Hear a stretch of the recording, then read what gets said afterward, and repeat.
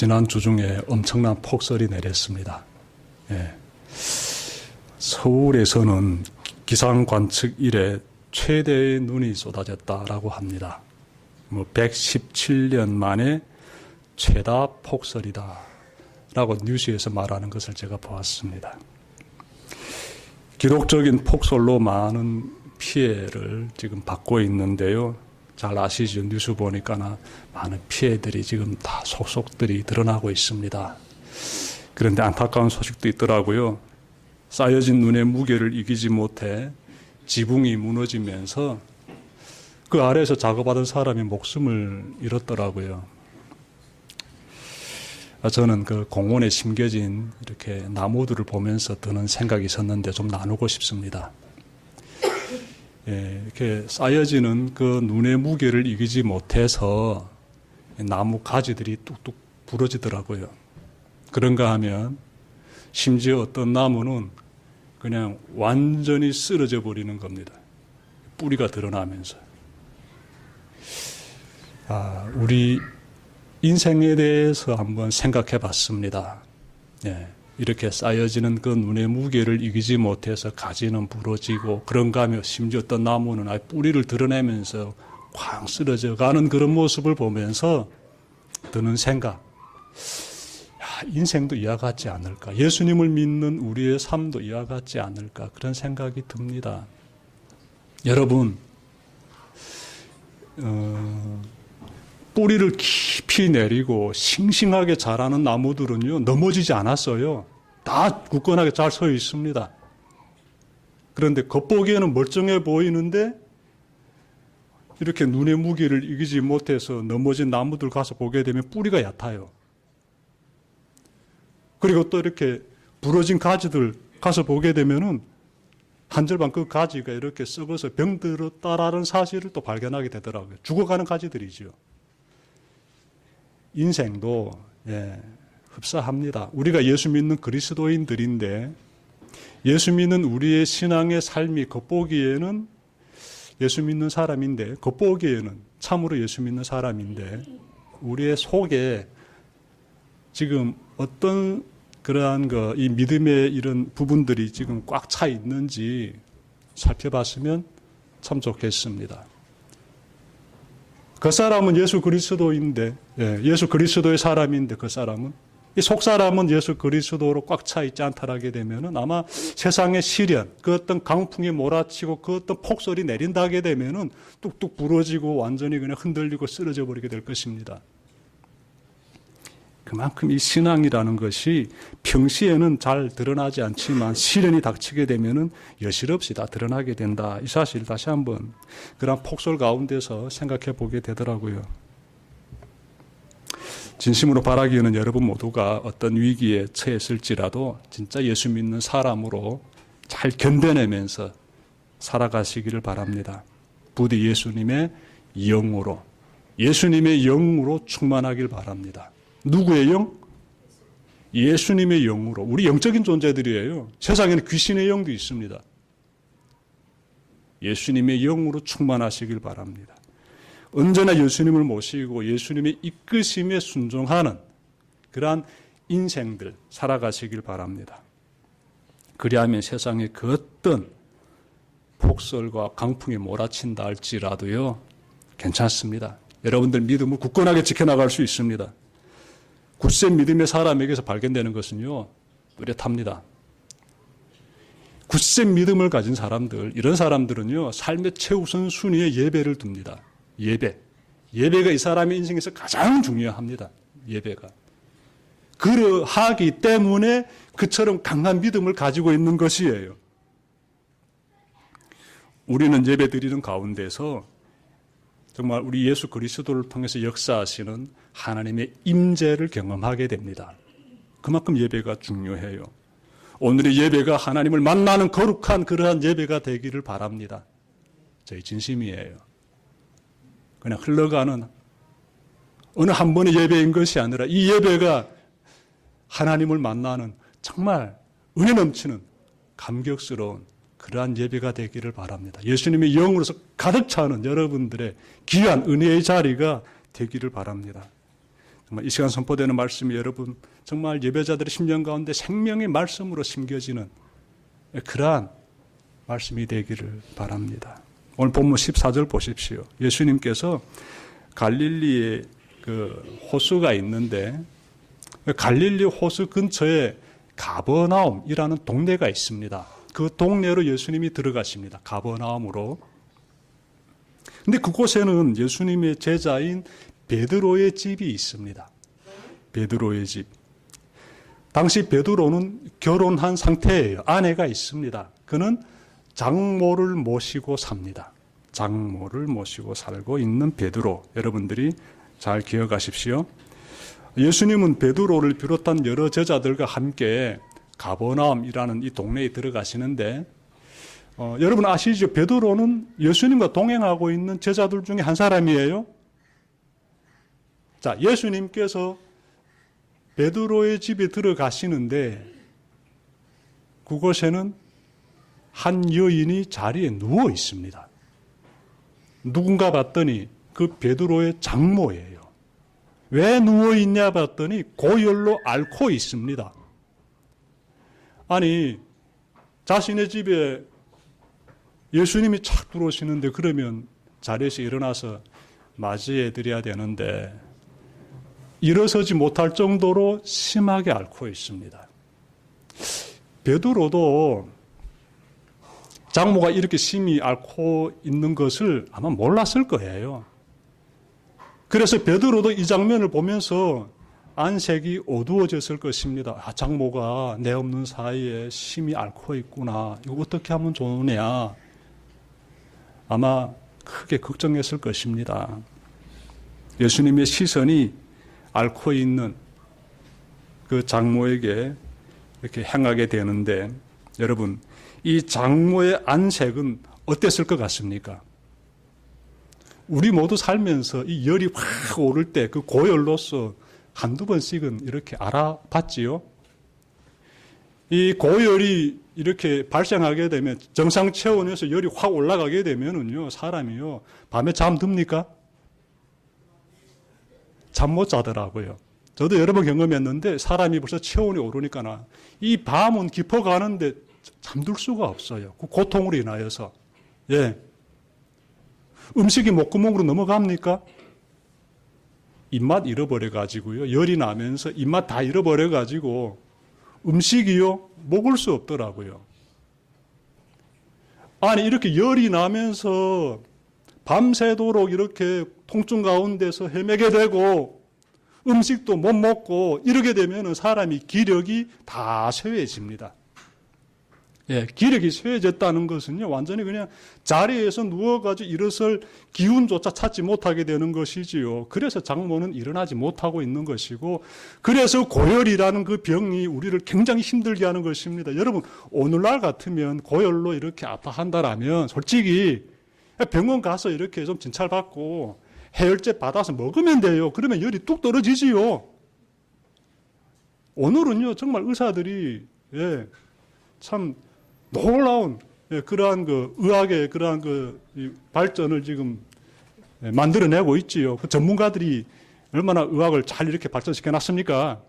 그래서 그러한 가운데서 좋은 설비를 가지고 인체를 딱 이렇게 진찰해 가지고 어떤 약을 먹으면 된다는 것을 딱 이렇게 진단 내려서 그 약을 딱 떼주지 않습니까? 그래서 열이 펄펄 오르게 되면 그 약 먹으면 되는 것이에요, 그냥. 아니, 그런데 2000년 전 예수님 시대로 돌아가 보십시오. 아니, 그 시대에서 이렇게 이마가 막 불날 정도로 이렇게 고열로 시달리게 되면 어떻게 되겠습니까? 정말 사람들이 걱정이 태산처럼 이렇게 커지게 되는 것이지요. 예. 위독하다라는 것입니다. 위독하다. 예수님께서요, 이렇게 기력이 쇠할 대로 쇠해져 가지고 자리에서 일어나지도 못하는 그 장모에게 다가가십니다. 다가가셔가지고 그 환자의 그 쭉 늘어진 그 손을 꼭 잡아주십니다. 누가? 예수님이. 그 환자의 손을 잡아주시자 세상에 기적이 일어납니다. 여러분들이 그 15절 말씀 좀 찾아 읽을까요, 우리? 15절 말씀. 자, 15절 시작. 예수께서 그 여자의 손에 손을 대시니 열병이 떠나가고 그 여자는 일어나서 예수께 시중을 들었다. 이렇게 말씀하고 있습니다. 아니, 기적이 일어난 거예요. 예수님께서 그 장모, 자리에 누워서 앓고 있는 그 여인의 손을 딱 잡자 이 여인의 입에서 정말 타들어가는 입술 사이로 신음소리가 계속 나오게 되지요. 그 신음소리가 사라져 버립니다. 그리고요, 이 안색이 달라져 버립니다. 안색이. 질병 가운데 기력이 쇠가지고 정말 아픔 가운데 있던 그 안색이요, 싹 사라지면서 이 원기가 싹 솟아나게 되는 그 활기를 찾게 됩니다. 거기에서 그치지 않아요. 자리에서 일어납니다, 여인이. 누웠던 자리에서 일어나요. 회복이 됩니다. 완전히 회복이 돼요. 완전히 기적이 일어나게 됩니다. 우리 한번 그런 생각합시다. 자연적으로 놓고 봤을 때 여러분들 고열에 걸렸다가 병원에서 약을 타서 먹게 되면은 그 다음부터 일어나는 증상이 어떻습니까? 그 약 먹자마자 열이 쫙 내려가고 완전히 살 것처럼 싹 회복이 됩니까? 그 순간? 아니지요. 저는 경험해 보니까 이 해열제 먹으면 일단은 사람이 비로소 이 통증이 사라지면서 지금까지 누적되었던 이 피로가 몰려오더라고요. 그래서 어느 순간 나도 모르게 깊이 잠들어 버리더라고요. 그리고 그 가운데서 체온이 서서히 정상으로 돌아오더라고요. 이렇게 열이 떨어지게 되면 비로소 음식을 먹기 시작하는데 가벼운 음식을 먹게 되죠. 죽이라든지. 그러면 그 음식을 먹으면서 최소한 하루 혹은 이틀 동안 이 원기가 회복이 되는 시간을 가지게 되지요.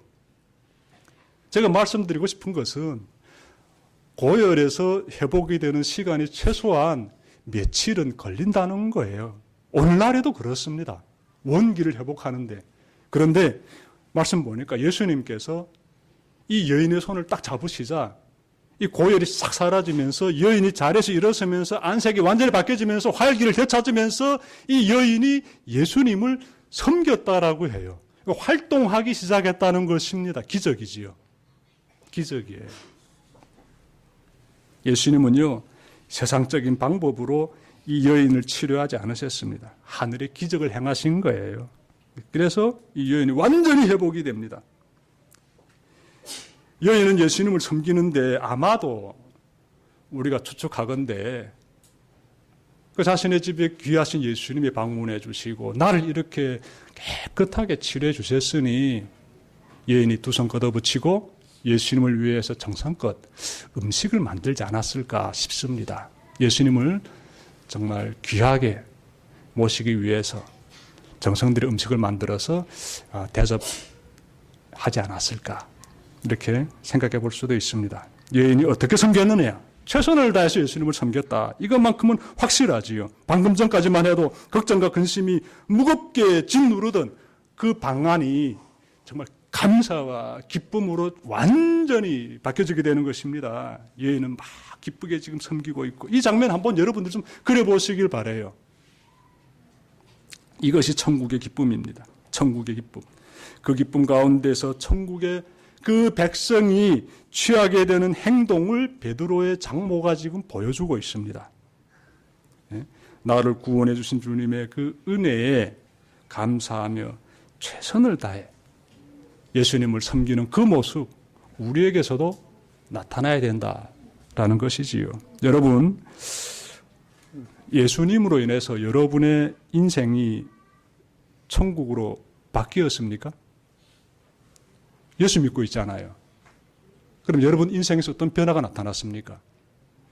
천국의 기쁨으로서 베드로의 장모가 지금 느끼고 있는 그 천국의 기쁨과 한이로서 여러분들의 인생도 변화되고 있습니까 지금? 그렇다면 그 천국의 감격 가운데서 여러분은 예수님을 어떻게 모시고 있습니까? 이 베드로의 장모는 최선을 다해가지고 예수님을 위해서 섬기고 있는데 여러분은 예수님을 위해서 어떻게 섬기고 있습니까?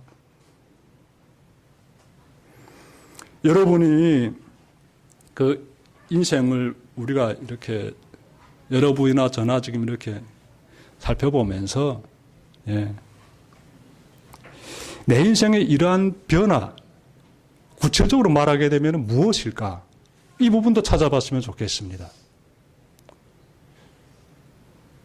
예수님으로 인해서 내 인생이 밝아지고 천국의 기쁨으로 넘쳐나고 그 가운데서 난 예수님을 어떻게 섬기고 있는지, 그 섬김의 모습이 내 삶에서 구체적으로 어떻게 드러나고 있는지 살펴보자는 것이에요. 여러분, 그것은 한마디로 죄로부터의 자유입니다. 죄로부터의 자유. 성경 가만히 읽어보십시오. 여러 내용들이 나오지만 종합해 보십시오. 나에게 궁극적인 문제가 무엇인지, 내가 해결해야 될 문제가 무엇인지 딱 나옵니다. 자, 그 문제를 해결하기 위해서는 어떻게 해야 되느냐? 또 성경 보게 되면 답이 딱 나와 있어요.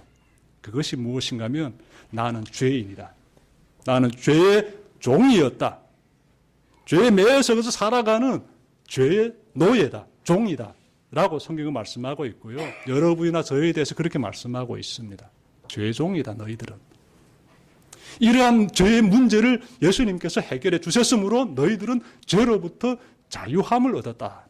이렇게 말씀해 주고 있습니다. 그래서 예수 믿는 사람들은요, 그 기쁨과 감격과 환희가 어디서 나오는가 하면 내가 죄로부터 자유로움을 입었기 때문에 거기에서부터 분출되어 나오는 겁니다. 이 감격과 기쁨과 환희가. 야, 이 얼마나 감사한지요. 이걸 깨달은 사람이 예수 믿는 사람들입니다. 예수 믿는 사람. 성경 보게 되면 죄란 무엇이냐라고 이렇게 정리해 주고 있는데, 예수님을 믿지 않는 것이 죄다 라고 말씀해 주고 있고요. 이것이 선한 것임을 알면도 불구하고 선을 행하지 않을 때 그것은 죄다라고 또한 말씀하고 있습니다. 다시 말씀드리면 하나님을 사랑하고 또 이웃을 사랑해야 되는 그 삶에서 벗어나는 것이 죄다라는 것이에요. 여러분들 우리가 좀 잘 이렇게 좀 살펴봤으면 좋겠습니다. 예수님을 믿기 전까지만 해도 우리는 죄의 종으로서 수시로 죄를 범하며 살았습니다. 이러한 우리가 예수님 은혜로, 예수님 덕분에 죄의 사슬에서 완전히 풀려나 자유인이 되었지요. 예수님께서 우리에게 죄로부터 자유를 주시기 위해서 자신을 희생하셨다라고 성경은 말씀합니다. 그래서 마태복음 20장 28절에서 인자가 온 것은 섬김을 받으려 함이 아니라 도리어 섬기려 하고 자기 목숨을 많은 사람의 대속물로 주려 합니다. 이렇게 예수님께서 말씀하셨어요. 잘 생각해 봅시다. 예수님께서 죄의 종인 우리에게 자유를 주시기 위해 자신을 희생의 제물로 바치신 거예요.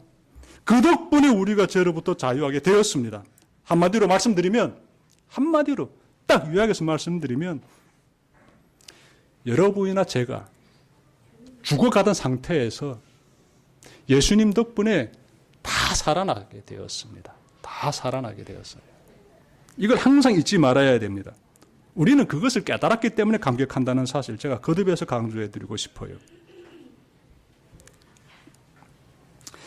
베드로의 장모가 자리에서 일어나자마자 주님을 섬겼듯이 우리도 그 감격 가운데서 예수님을 섬기는 그런 사람이 되어야 됩니다. 주님을 섬기는 삶은 우리에게서 어떻게 나타나게 될까? 이 시간 이어서 함께 좀 생각해 봅시다. 나 구체적으로 좀 나도 그 감격 가지고 주님을 섬기고 싶어요 라면은 그러한 섬김의 삶이 내 삶에서 어떻게 이렇게 구현되어야 될까? 표현되어야 될까가 되겠습니다.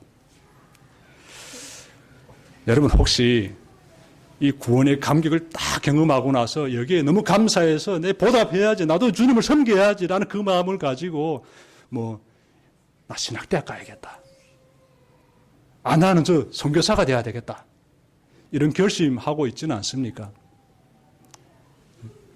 여러분, 그 감격스러운 가운데서 죄로부터의 자유함을 얻었다는 그 감격스러운 가운데서 이 감격하게 되면은 보답해야 되겠다는 생각을 가질 수밖에 없어요. 인간이기 때문에. 보답하고자 길을 찾는데 그 길이 목회자가 돼야 되는 길이고 그 길이 선교사가 돼야 되는 길이다라고만 생각한다면 문제가 됩니다. 여러분들 다 목사가 되고 다 선교사가 되면 누가 교회를 세웁니까? 누가 주님의 몸된 교회를 세웁니까? 다 목사가 되고 다 선교사가 되게 되면은 누가 이 교회를 통해 가지고 세상에 선한 영향력을 행사하겠습니까? 여러분 잘 생각해야 돼요. 성경 보게 되면은요, 누구는 사도로, 누구는 예언자로, 또 누구는 교사로, 누구는 병 고치는 은사를 받은 자로, 누구는 섬기는 자로 등 다양한 역할을 하나님께서 부여하셨습니다.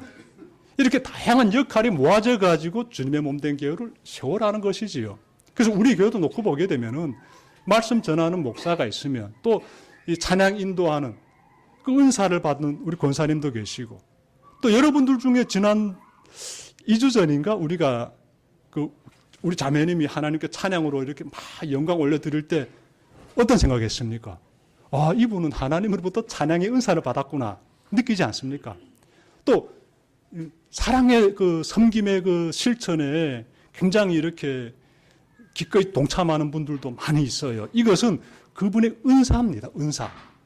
여러 은사들 중에서 최고의 은사예요. 섬기는 은사. 이렇게 서로가 각자 자신의 그 주로부터 받은 이 귀한 은사를 100% 최선을 다해서 활용할 때 그때 하나님께서 기뻐하시고 그 열매로서 주님의 몸된 교회가 세워지게 됩니다. 이 사실을 잘 기억하시길 바랍니다. 제가 얼마 전에 어느 모임에 갔는데요. 한 50명 정도 되는 사람들이 모여서 이렇게 예배를 드리더라고요. 근데 그곳에 목사님도 한 2분 정도 계셨습니다. 근데 예배가 시작이 되는데 80세 정도 돼 보이는 권사님이 이 강대상으로 나오시더니 이렇게 설교를 시작하는 겁니다. 1시간 넘게 설교하세요. 그 설교 가운데 히브리어도 여러 번 사용하시면서. 근데 저는 그 예배를 드리면서 굉장히 좀 불편했습니다. 제가 솔직히 말씀드리면 좀 불편했어요. 권사님이 이 야곱이 하나님과 씨름했던 그 강에 대해서 말씀하시는데 그 강은 창세기 보시게 되면은 야복강으로 나옵니다. 그런데 그 야복강을 히브리어로 이렇게 풀어서 이 야복강의 의미를 놀라지 마십시오. 쓰레기 강으로 말하더라고요. 쓰레기 강. 제가 굉장히 충격받았어요. 권사님 어떻게 저렇게 말씀하실까? 여러분, 야복강이라는 거는요,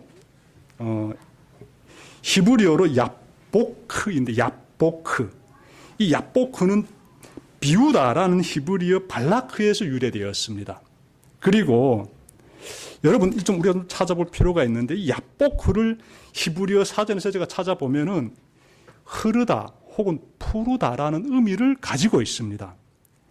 그러니 이런 의미를 가지고 있는 야복강을 쓰레기강이라고 이렇게 해석해서 이야기하면 그 문제가 되는 것이지요. 너무 이건 확대 해석도 아니고 좀 문제 있는 해석이다라고 저는 보여집니다. 여러분 성경을 보면은요, 이 야복강이라는 것은요, 그렇게 함부로 이름 붙여서 해석해야 되는 강이 아니에요.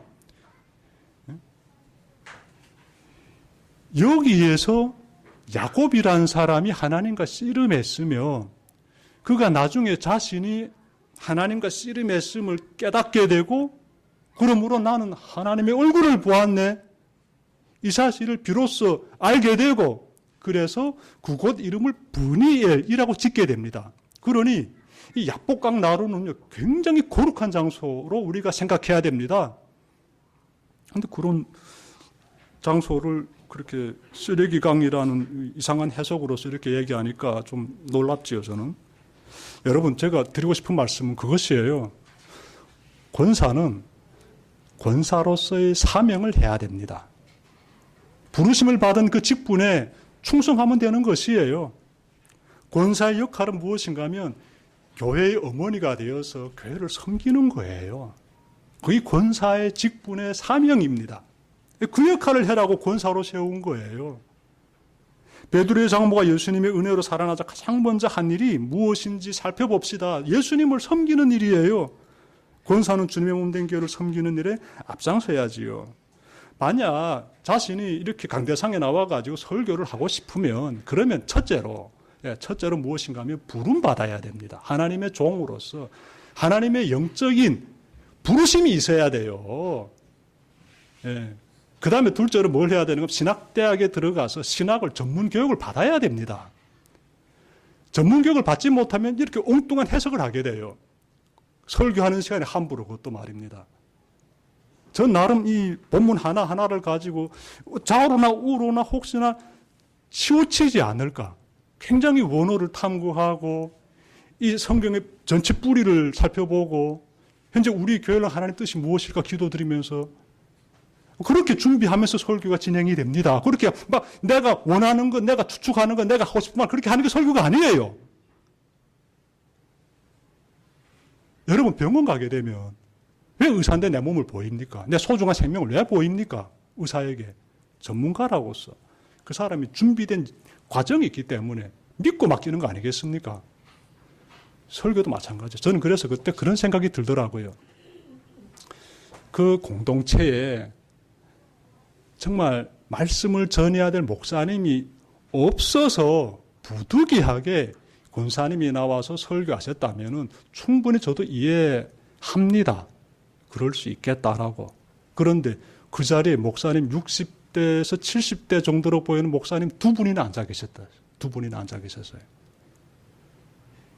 이거 좀 문제가 있고, 이런 공동체도 있구나 생각이 듭니다. 물론 주일 예배는 아니었어요. 평일에 드리는 예배였습니다. 여러분, 제가 이렇게 좀 강조해 드리는 것은요, 우리 교회를 세워가고 있는 사람들이에요, 우리는. 교회를 세운다는 것은요, 내가 주로부터 받은 그 은사를 가지고 섬기는 일이에요. 내가 주로부터 받은 그 은혜에 감격해가지고 최선을 다해서 섬기는 일이에요. 그 자리에서, 여러분 각자의 자리에서 정말 온전하게 하나님만 바라보면서 영광의 삶을 사시길 바랍니다. 그리하면 이 교회가 세워질 것입니다. 하나님께서 기쁘게 사용하시는 공동체가 될 것이에요. 여러분, 하나님 보시기에 최고의 섬김은요, 사랑을 실천하는 것입니다. 사랑. 우리가 예수님의 은혜로 죄로부터 자유함을 얻었다면은 사랑을 실천하는 삶을 살아야 돼요. 여러분, 사랑이란 단어 딱 듣는 순간 어떻습니까? 사랑이라는 단어 듣는 순간. 무감각하게 앉아있으면 안 돼요. 이 사랑이라는 단어는요, 우리가 항상 인생 가운데서 나를 살게 만드는 단어예요.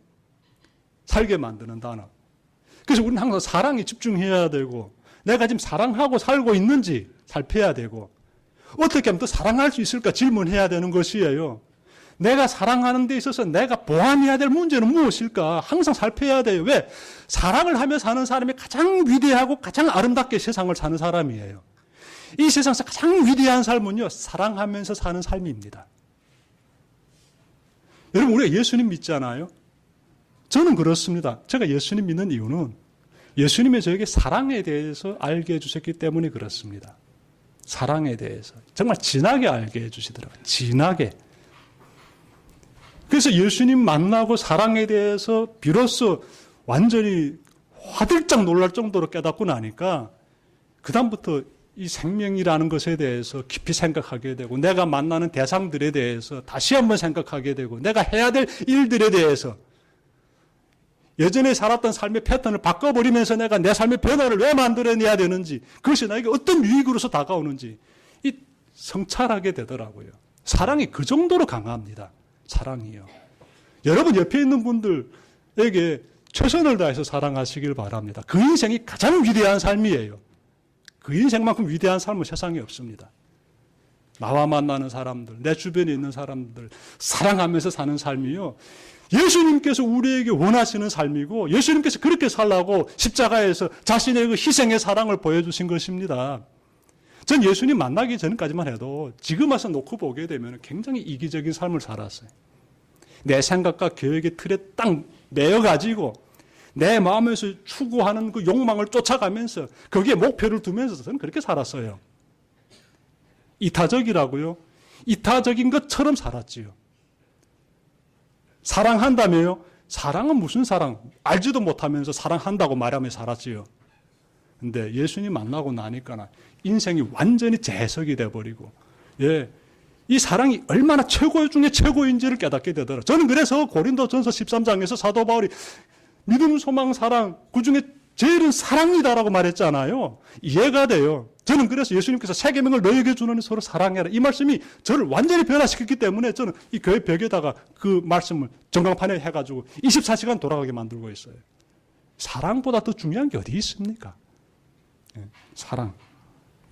그게 진짜 참된 삶이고, 그게 정말 최고의 삶이에요. 사랑을 깨달아가지고 사랑을 싹 틔우면서 사랑의 열매를 맺혀가는 삶이 최고의 삶이에요. 삶 중에서도 최고의 삶. 자, 여러분 16절 보십시오.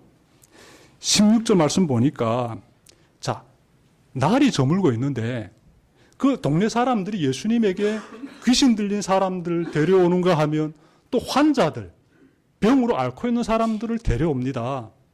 그래서 예수님께서 이제는 내가 종일 일하고 피곤하다.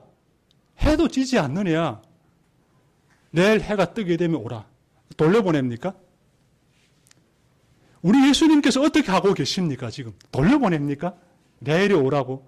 아니, 예수님 종일 일하셨잖아요. 예수님 종일 사역하셨잖아요. 그분도 인간의 몸을 가지고 계시는지라 피곤합니다. 이분도 피곤하면 잠들어야 되는 분이에요.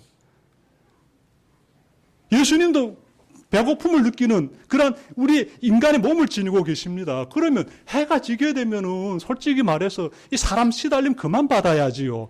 갔다 내일 낮에 오라고. 내가 좀 쉬자고 이렇게 얘기할 수 있는 거 아니겠습니까? 근데 말씀 보십시오. 많은 사람들이 지금 와요. 왜?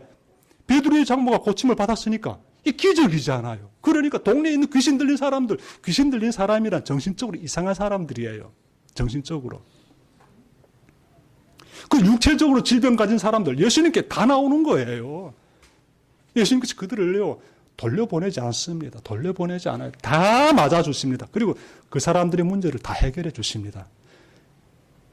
이 말씀 한 구절만 묵상하면서 여러분들이 한 주를 살아도 참 큰 은혜 되실 것입니다. 왜냐하면은 예수님께 나온 사람들은요, 누가 봐도 사회적으로 연약한 사람들이에요. 그 사회 공동체에서 가장 연약한 사람들이요. 그 사람들이요. 귀신 들린 사람들이요. 그리고 또 질병 가운데 고통당하는 사람들이에요. 예수님께서 그들을 다 맞아주십니다. 가장 피곤한 시간에 그들을 한 사람도 보내지 않고 다 맞아주시고 다 고쳐주십니다.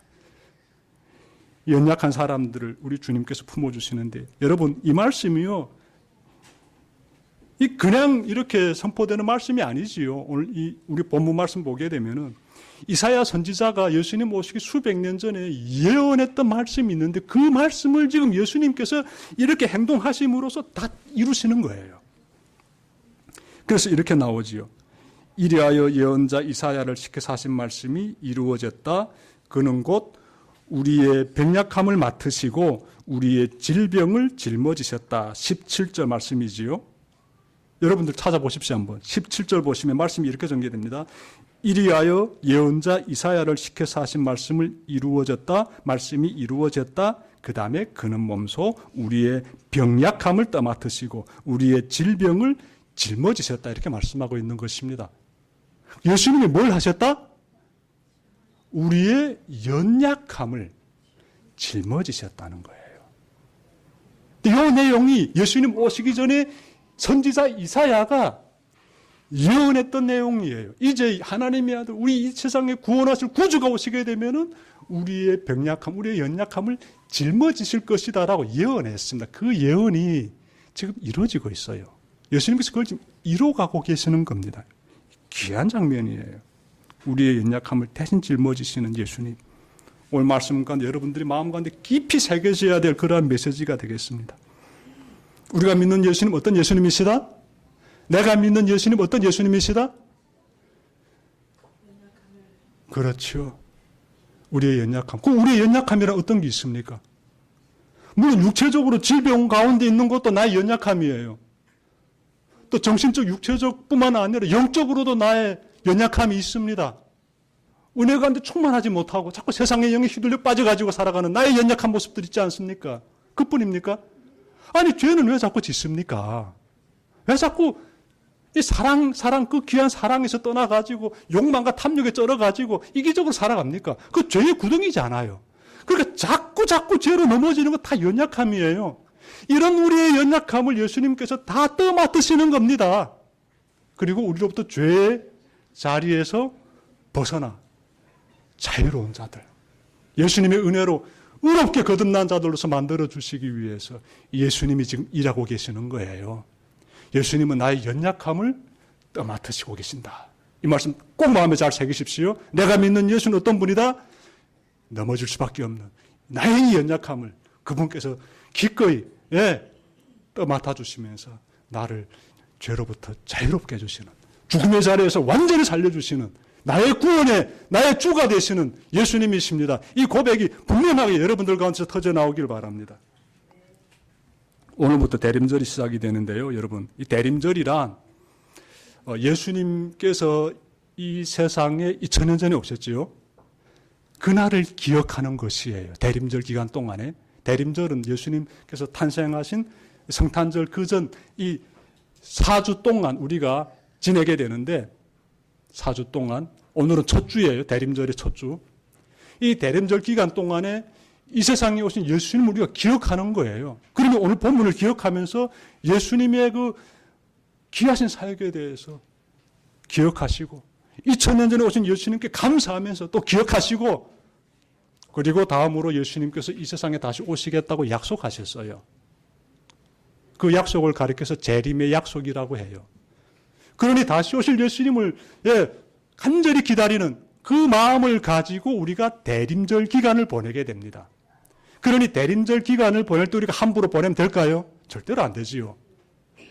더욱 예수님에 대해서 깊이 알아가고 예수와 나와의 그 어떤 관계 가운데 놓여 있는지 이거 분명히 다지면서 예수님의 대림절을 사모하면서 우리가 보내야 된다는 것이에요.